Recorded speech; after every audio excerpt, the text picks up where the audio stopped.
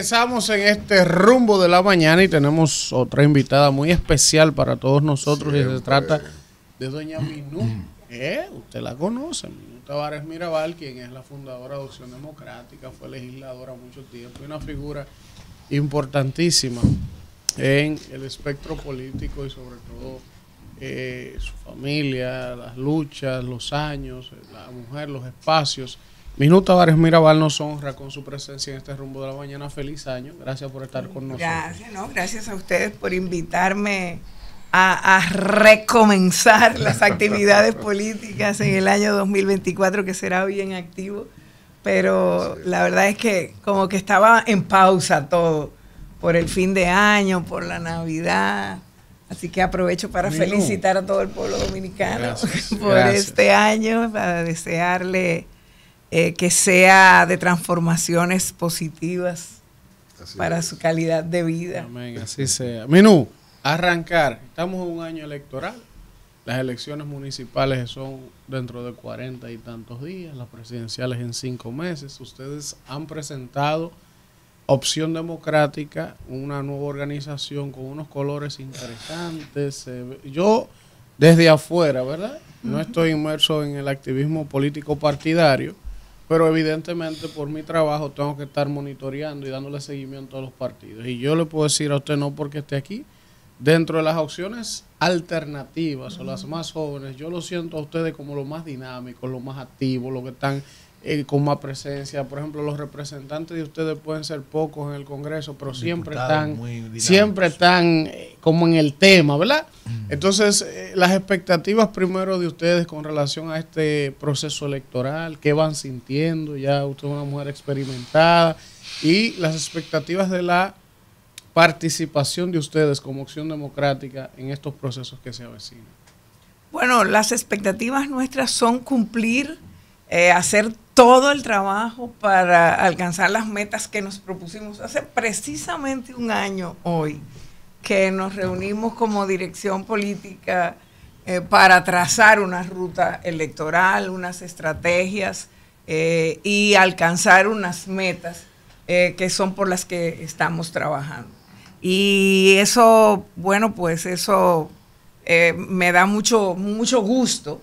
Que encuentres reconocimiento, que la gente note que realmente tenemos una direccionalidad, que tenemos una manera de hacer política que nos diferencia y que se aprecie, pues es para lo que se trabaja, ¿verdad? Por supuesto, también se trabaja para que ese aprecio se convierta en votos que vayan a llenar las urnas en febrero y luego en mayo de este año. Bueno, ya estamos ahí mismo. Una de las cosas que nosotros decidimos con mucha claridad es que no íbamos a repetir lo que hacen muchos partidos pequeños, que es llenar las boletas con nombres, que además tiene un nombre aquí, le dicen prestanombres a la gente que hace eso, sino que íbamos a hacer un trabajo y lo hicimos y llevamos a cabo todo un proceso el año pasado para convencer a nuestros militantes y también a gente que simpatiza con nosotros de que fueran candidatos y que fueran candidatos con posibilidades de ganar o de hacer un papel, de jugar un papel importante en esta campaña y sobre todo de llegar, marquen también una diferencia como lo hace José Horacio Rodríguez en el Congreso. Y eso es un trabajo coherente que digamos se expresa en todo lo que estamos haciendo. Hoy mismo sale una noticia en uno de los periódicos revisando las propuestas de los candidatos y candidatas. Opción Democrática es el único que tiene depositado y que habla de cuáles son, qué es la visión de país que tenemos y cuáles son las prioridades que vamos a impulsar en el caso de que el pueblo dominicano nos beneficie con esa confianza. Y sale el nombre de nuestra candidata presidencial, que es Virginia Antares, y están ahí todos los candidatos. Hay algún otro que dice, tiene algunas cosas. El único partido que aparece con sus propuestas concretas y completas, la única candidata dentro de ese abanico de propuestas de este año para la presidencia de la República es Virginia Antares, que es la candidata presidencial de Opción Democrática. Y eso forma parte de una decisión, y eso forma parte de un trabajo que estamos haciendo. Es decir, y nosotros dijimos, hay que cumplir con la ley, porque la ley establece que hay que depositar ante la Junta Central Electoral cuando tienes una candidatura. Tienes que depositar también eso. Y bueno, el trabajo político en un país como el nuestro empieza por no solo respetar, sino fortalecer una institucionalidad necesaria. Qué bueno. Sí, Kimberly. La verdad es que no podemos dejar pasar su presencia aquí, porque usted es un símbolo, su familia también es un símbolo, como dijo Elvin al principio de la entrevista, de las luchas por los derechos del país. Y siendo mujer, ¿verdad? Como fueron también las hermanas Mirabal, y vemos cómo la mujer ha venido participando en política, pero todavía seguimos enfrentando los mismos desafíos de siempre, que de una manera u otra recibimos ataques más personales que el resto de los candidatos, que tenemos menos tiempo para hacer política, menos recursos, y cómo eso se traduce en la participación nuestra en las tomas de poderes. Y también la parte histórica familiar suya, lo que usted representa para el país, lo que ha representado su familia. Cuando vamos a esa provincia, yo les decía a mis compañeros el otro día, vemos un sentido de pertenencia, vemos como ese museo se ha convertido en la vida de la provincia, y eso ha despertado un sentir, la historia, ¿verdad?, de esas heroínas, no solamente allí, sino a nivel nacional, de nacionalismo, de los valores, de las luchas. ¿Y cómo usted se siente con ese peso de representar esa valoración nacional e internacional que tiene la gente sobre esa historia? Bueno, hay muchas preguntas en tu pregunta. Sí. Bueno, en primer lugar, es una gran responsabilidad y siempre lo hemos visto así. Por eso también asumimos el trabajo de mantener el museo, de actualizarlo, de tenerlo listo para que esté a disposición básicamente de los jóvenes y las jóvenes, los niños y las niñas de este país, que son quienes más lo visitan. El museo es ahora mismo el museo más visitado del país, y sobre todo más del 90% de sus visitantes son estudiantes. Entonces eso, bueno, pues es una responsabilidad muy importante, porque la historia también hay que contarla como ocurrió. Y eso es parte de lo que somos. Dice por ahí un filósofo que somos lo que hacemos. Entonces tenemos que hacer presente esa memoria.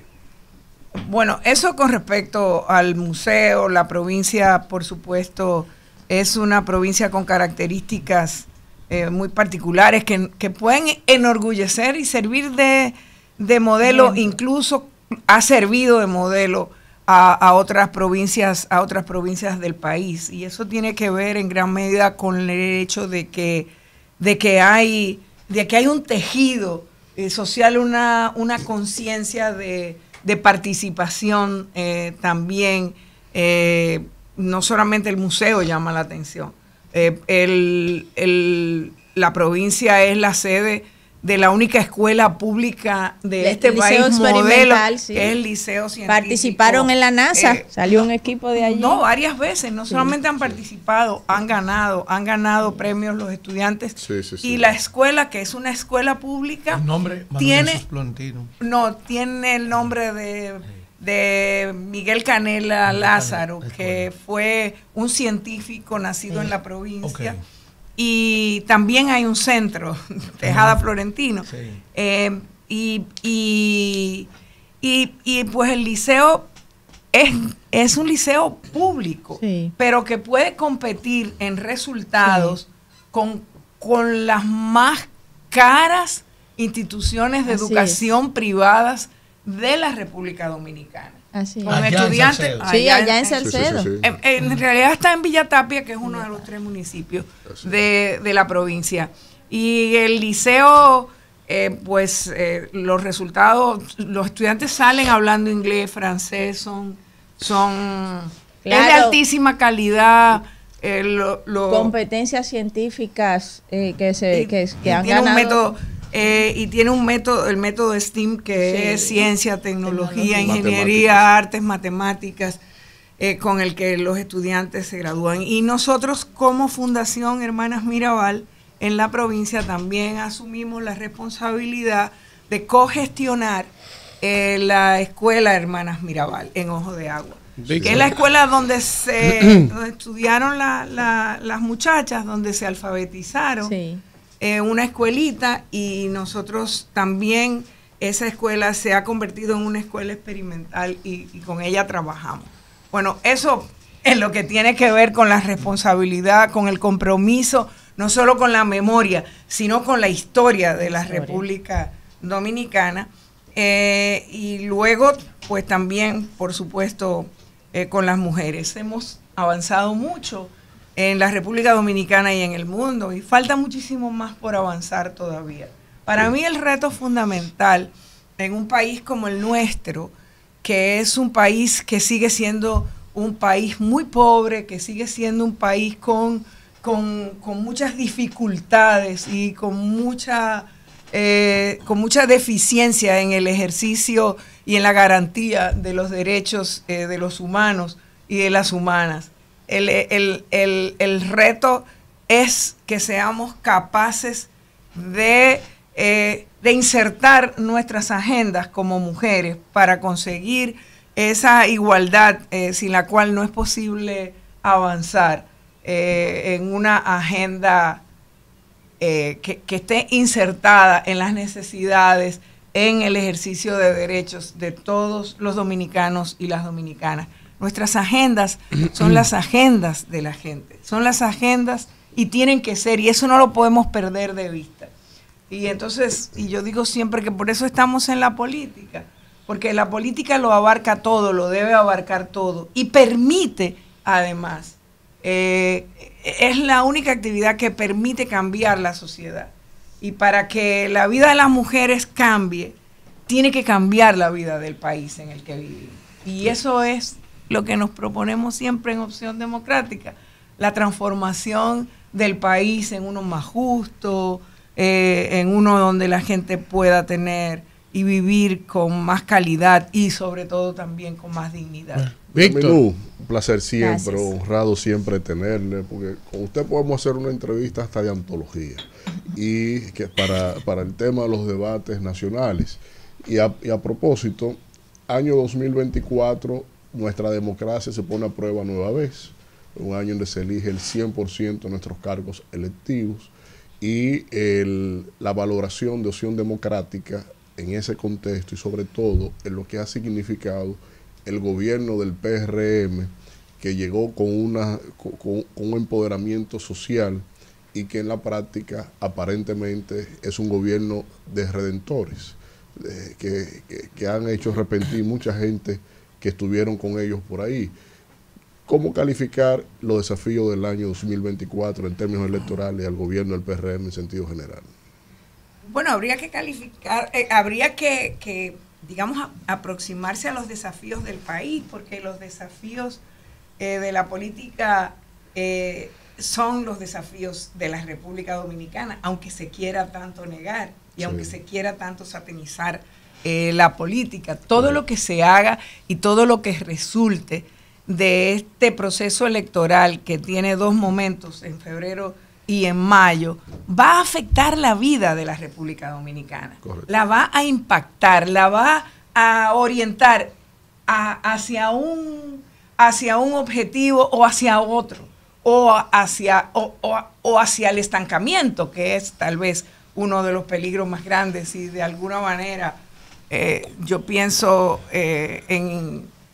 en lo que ha significado el gobierno, este gobierno y no pienso en otra palabra que lo defina más, o sea, que un cambio que no ha sido tal, que una transformación que se prometió y que hasta el sol de hoy no se ha visto, de un gobierno que repite las mismas recetas y al contrario, en todo caso más lejos que los gobiernos anteriores en el compromiso con los sectores más privilegiados de la República Dominicana. Este es un gobierno del empresariado y creo que no hay dudas de eso y funciona en esa dirección, y si nos apuramos pronto quedará poco del patrimonio público que no sea entregado al sector privado. Quizás eso es lo que más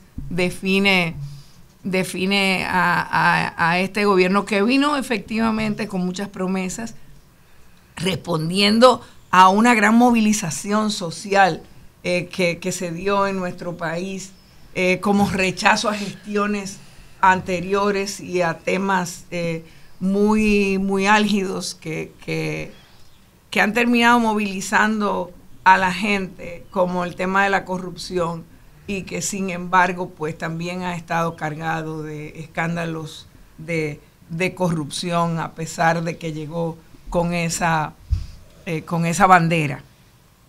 Si ustedes se fijan, yo diría que habría que poner la atención en un hecho interesante. Cuando el presidente Abinader anunció que iba a repostularse, hizo un anuncio al país en el cual mencionaba 11 veces la palabra honestidad, pero casi llegó hasta ahí.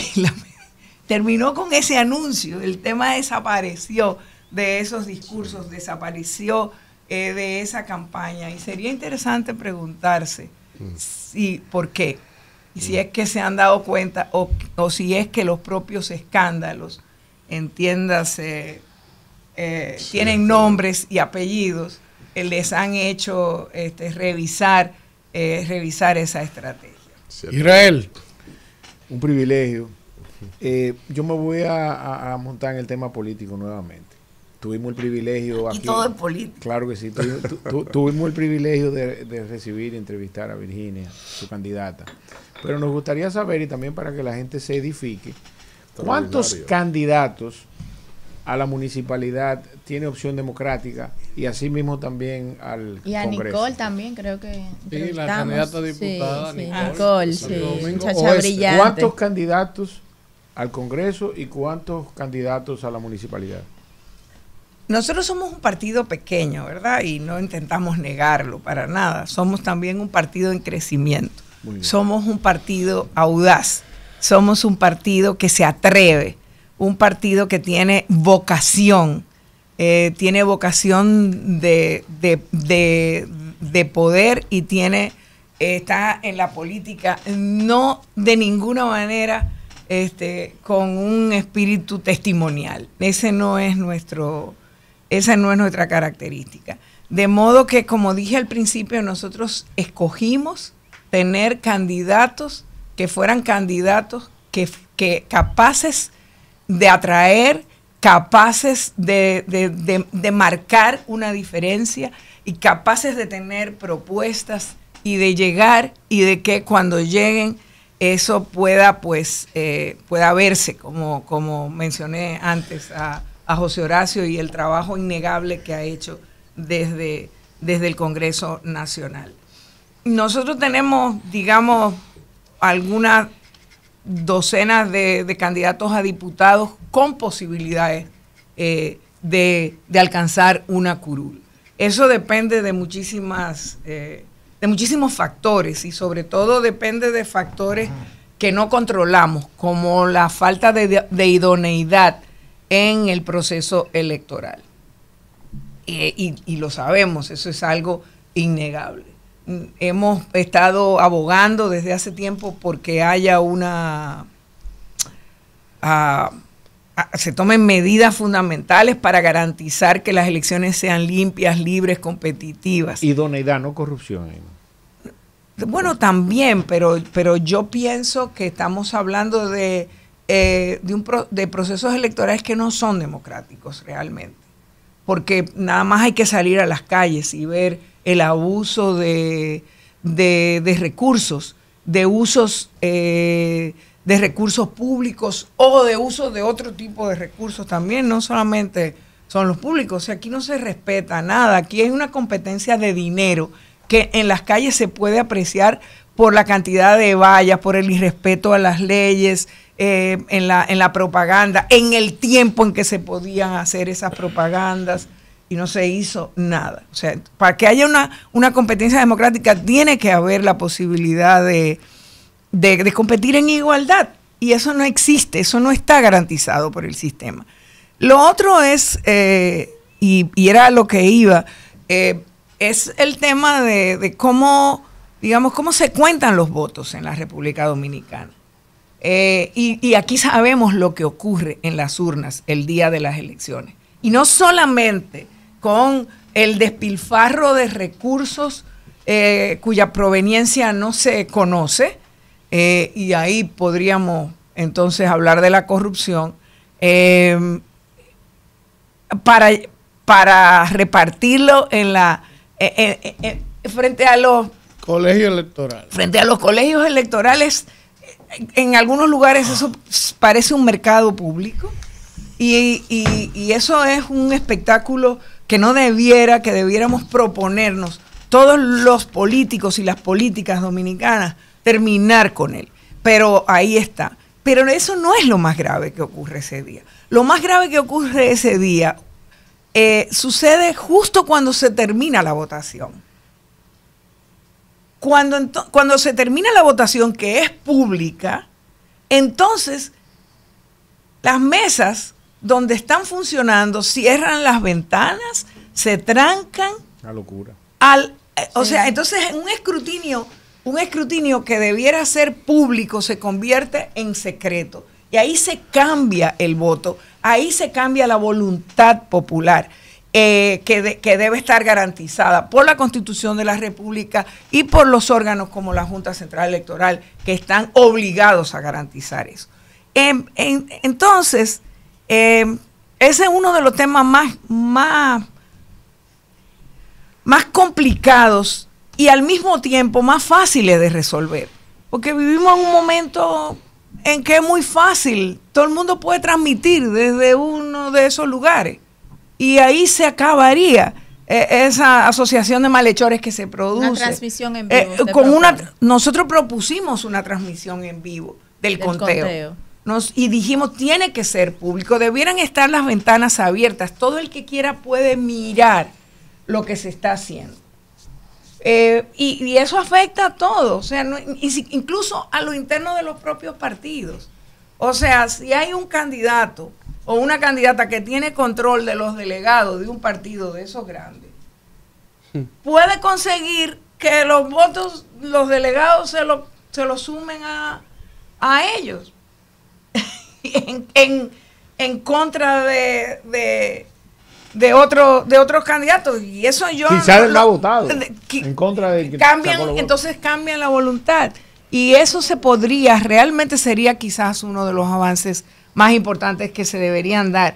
Para nosotros eso ha sido un tema no solamente de denuncia, sino también de propuesta, de exigencia ante la Junta Central Electoral. Y de verdad, ¿cuánto puede costar tener un celular en cada una de las mesas electorales en la cual la gente pueda ver que su voto se está contando y se está respetando en ese momento? Que luego los resultados de esa mesa se puedan contrastar en el caso de que haya una denuncia. O sea, eso sería fundamental.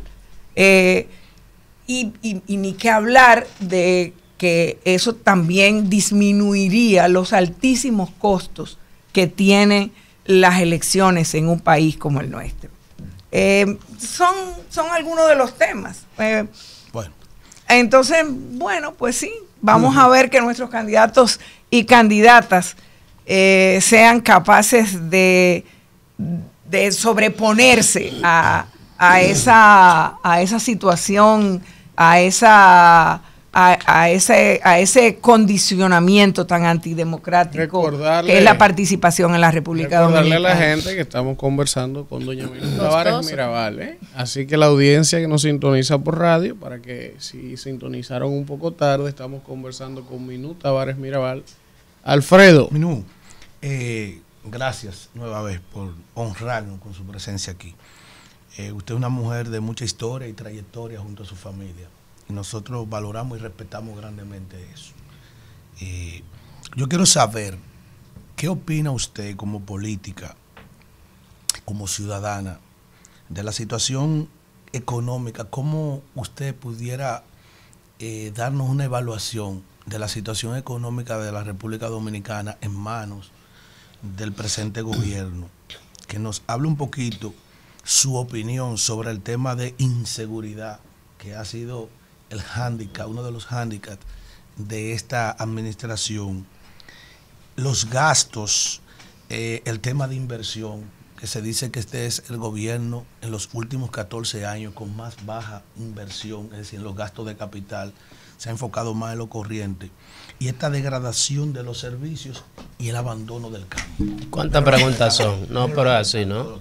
Es una sola pregunta. No. Independiente. Así, ¿no? Vamos. Ayúdeme con esos temas. Bueno, fíjense. Economía. Bueno, en términos. Si usted quiere, no le responda, porque él no hizo preguntas. Demasiado. Vamos, Elías. No, pero se puede rápidamente, con algunas palabras, imposible profundizar demasiado, pero yo diría, fíjense que aquí hay un factor económico, nada más me voy a concentrar en eso, que está afectando a la República Dominicana y que el gobierno de alguna manera no está tomando en cuenta. Y está afectando a los productores nacionales. Está afectando a los productores nacionales, sobre todo en el Cibao. Y tiene que ver con algo que ha caracterizado, yo creo, a la toma de decisiones en todos los sentidos, y por eso me voy a ir por ahí, de este gobierno. Fíjense, lo que ocurrió con el tema de la frontera el año pasado, en septiembre del año pasado, fue una decisión improvisada. Y la improvisación es una característica de la gestión del PRM. Ellos improvisaron porque quisieron crear un impacto. Fue una decisión política para crear un impacto, para ser simpáticos con lo que entendían que les convenía, con el discurso anti-haitiano, y con el discurso del peligro y todo eso que se manipuló mucho. Y entonces cerraron la frontera. Pero eso se les fue de las manos. Y entonces ahora no tienen manera de resolverlo. Y la gente piensa que eso está afectando la economía de la frontera. Pero eso está afectando la economía de los productores nacionales, sobre todo en zonas tan importantes como el Cibao. Así es. O sea, en sectores empresariales también que están teniendo pérdidas enormes con el cierre de la frontera. O sea, ahí se estaba jugando con el principal socio comercial para la exportación de los productos dominicanos. Y yo digo que han perdido el control, porque mientras tanto, cuando tú haces cosas como esas y tienes esa frontera cerrada para la producción local durante tantos meses, la gente en Haití no se está ni se va a morir, ¿verdad? No es como vamos a esperar que vuelvan a abrir la frontera, aunque hay muchos sectores de los que negociaban por ahí que han insistido en eso. Entonces, ¿qué es lo que quieren? ¿Qué es lo que ha ocurrido? Que otros sectores que quieren competir allá han buscado otros mercados de importación en Haití para sustituir esos productos dominicanos. Entonces, la cosa no es tan sencilla ya. Y eso es algo que va a afectar este gobierno, por más que hayan hecho todas las medidas y que hayan tomado todas las medidas de carácter proselitista en términos económicos, como es, por ejemplo, la barbaridad del contrato de Aerodón. Ay, Dios mío. Entonces, o sea, eso es lo que ha hecho este gobierno. Y está buscando financiamiento en violación absolutamente de todas las normas y hasta del sentido común, con el adelanto de un contrato para conseguir unos recursos para la campaña electoral sin disimularlo ni siquiera. O sea, porque se crearon una ley para eso. Absolutamente, o sea, fueron preparando todo Elías. eso. Entonces, déjalo ahí, es que es un abusador este hombre. Vamos, Elías. Bueno, Mire, yo traté, o sea, y todo eso está ligado también a la improvisación. Está ligada también con el tema, por supuesto, de qué es lo que se hace, con la seguridad. O sea, ¿dónde pusieron todos los huevos, los cartones? ¿En qué cartón lo pusieron? ¿Ustedes saben qué? ¿En qué? En la creación de una tal comisión de reforma de la Policía Nacional. Estamos cambiando, Minú. La última, Elías. Un placer. Vamos, Alfredo. Las comisiones nada más sirven, tú sabes, para hacer bulto. Pero Minú es una dama que hay que respetar mucho y yo la respeto. Minú, usted se salió del PLD igual que yo. Usted entendió que ya ese partido no representaba sus ideales, creó un partido con nuevos ideales. Casi siempre el que forma un partido liderea y aspira a la presidencia, porque para eso son los partidos, para llegar al poder. ¿Por qué Minú se sale de aspirar a ser presidente y pone otra persona que podría salirse de sus ideales una vez llegue a la presidencia, si llega? Bueno, vamos a hablar con precisión, digamos. Yo no he puesto a nadie. Yo he estado en la definición de unas políticas que entiendo que eran las mejores y necesarias para un proyecto como Opción Democrática que tiene objetivos de corto, de mediano y de largo plazo. Yo aspiré cuando conformamos Opción Democrática, a donde yo, por supuesto, jugué un papel fundamental, de fundamento. Claro.